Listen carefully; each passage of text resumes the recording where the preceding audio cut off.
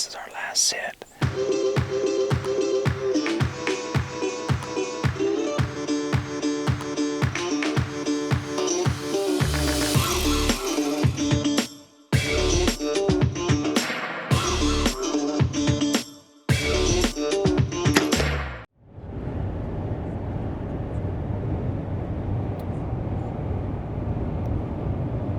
Monday afternoon, actually late morning, we're just headed to Sundance, Wyoming. Got a special invite from the guys at Realtree to come join them on their early season whitetail hunt with 7J Outfitters. This is a long-standing tradition for the Realtree guys. They've been coming up here for 27 straight years, and we feel really privileged to be part of it this year. Excited to be here. Yeah, This is your first time here? First time, yeah. Ah, it's lovely. I'm afraid I might already be hooked.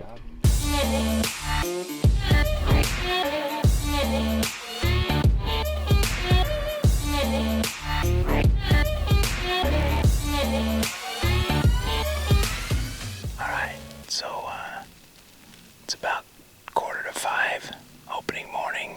We just climbed up into our tree stand, rolled the bikes in to within about a half a mile of our tree stand here, and then we hiked in. We're sitting over a little watering hole here, and it's been a lot of deer moving around through this little ravine in this area, and we're just hoping that they're hitting this watering hole first thing in the morning. We just saw a shooter buck over here at about 150 yards. The wind's not in our favor though, it's kind of blowing right towards him. We're hoping that he's just getting down in the bottom of this little ravine and then gonna come over this watering hole.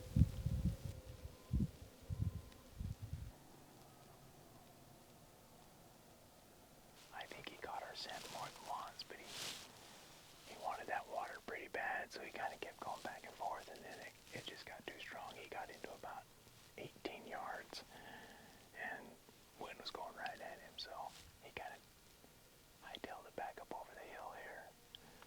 Man, for a minute there, that was pretty exciting. Problem was the wind was just swirling on us, so we had a doe over here blowing us. We had 3 right below us, we had 3 right behind us. And then we had this little guy coming in from the backside. That shooter buck that we had over here at about 180 yards. We don't know what happened to him. He dropped down into these trees with 2 does.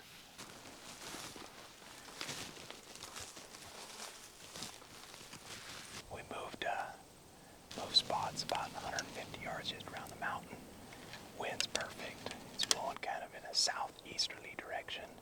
So we're expecting that shooter buck to be just up this ravine a little bit, hoping that he just takes one of these little game trails down through the trees here, maybe even coming over into the water, but we're just not sure, so we wanted to be over here just down below where he'll be coming walking through.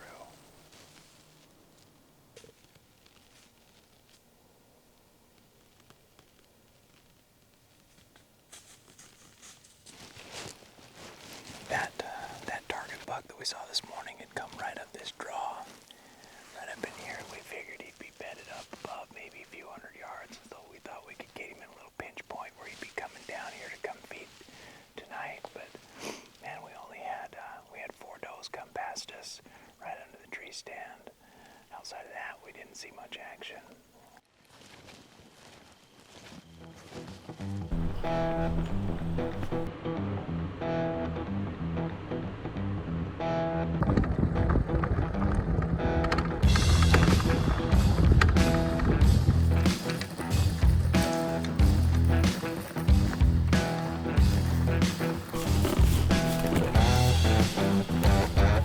Second day, it's about 4 o'clock.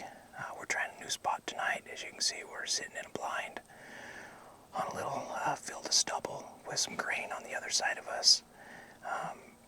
Deer been bedding down up in some cedars and then coming out in the evening and feeding down this little grain stubble field over to some grain down here.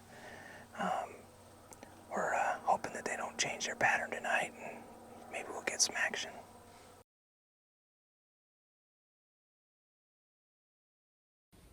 It's 7:20.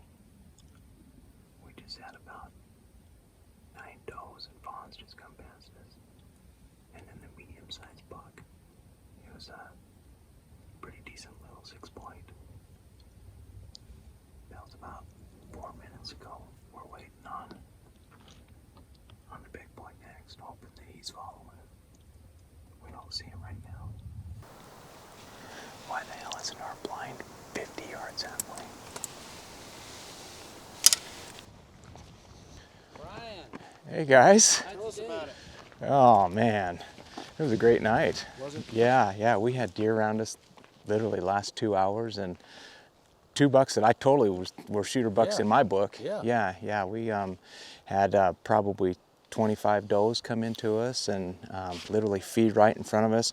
The first doe come past us and went maybe 10 yards down. The wind was perfect all night, got down below us, and she started blowing, just like blowing and stomping. And we don't know if that may be spooked because we had 4 bucks come from that farm, hop the fence, and then come into the field, and there were 2 definite shooters in it. And Late or early? they came in about 7 o'clock. Oh, yeah. Yeah, Okay. so plenty of time. But not close.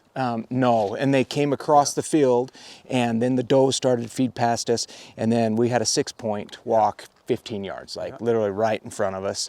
And I thought, oh man, okay, those other 2 bucks are gonna follow him. They're coming right behind him. We sat there and we sat there and we sat there and nothing. And we're like, where the hell did they go? And next thing you know, we look down below us and they're both down with the 6-point. And the only thing we can think is that they heard her blowing when they were up out of our view up top, and they went into the trees behind us and worked their way around behind us because of her blowing, and then they saw the deer out there, and then they came back out into the field.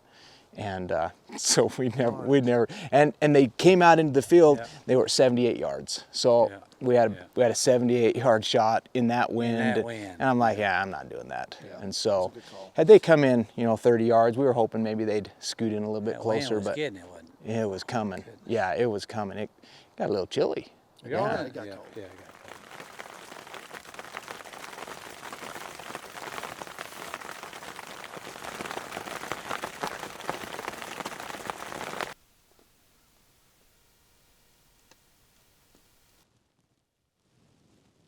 We got about 40 deer feeding in this field right in front of us and to our left. Problem is, we've had about 5 bucks pass right in front of us, but none of them shooters. All the shooters came in across the field over here, and they're about 100 yards from us. They don't appear to be getting any closer. So, kind of disappointing. I don't think there's anything we can do to get in on them any closer.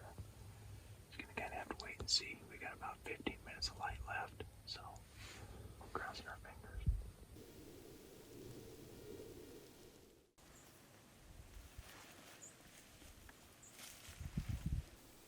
Fourth quarter here. This is our last sit.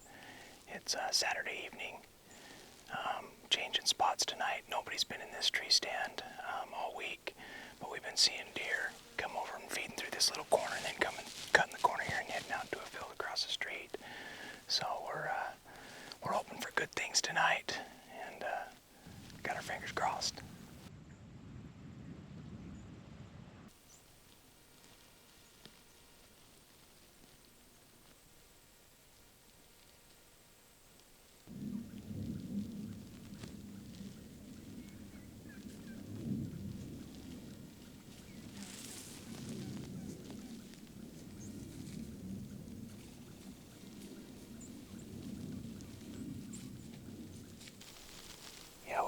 We got one coming in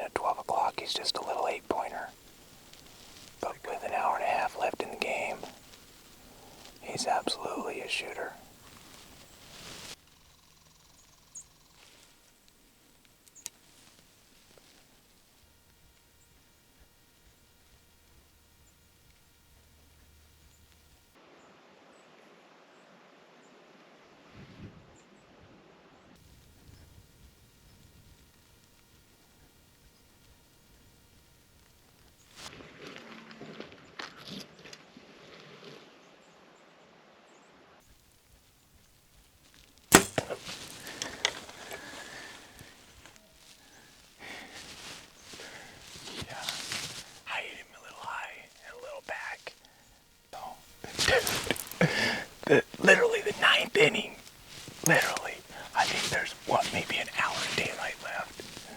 So, heck yeah. Heck yeah. I'm pretty sure I was like right in here. Heck yeah. Oh my heck. Sweet. Holy cow.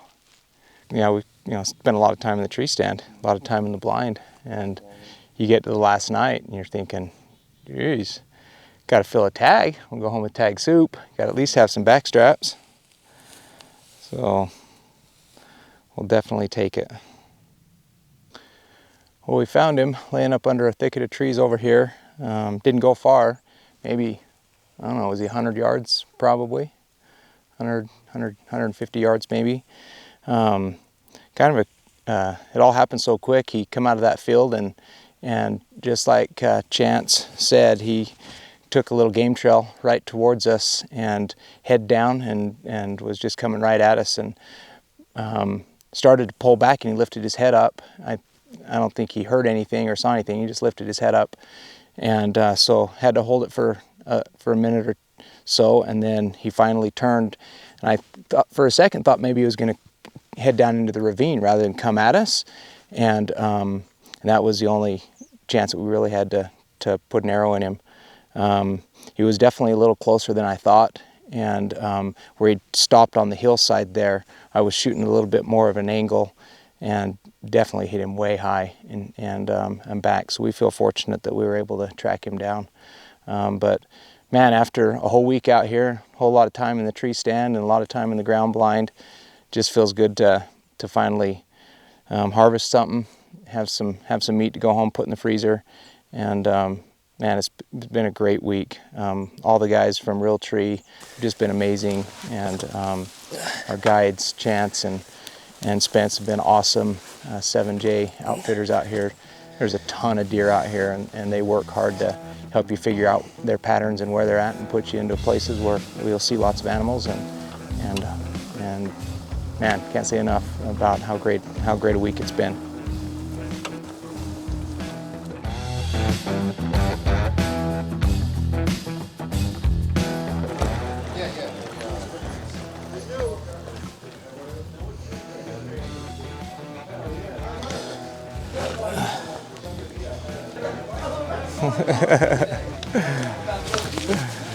Oh, good feeling to be back. Cheers!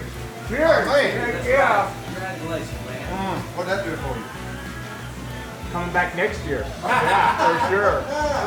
Oh my God. Tell you, man, you gotta take that bike and jump the lodge. Just like Santa Claus? Yeah.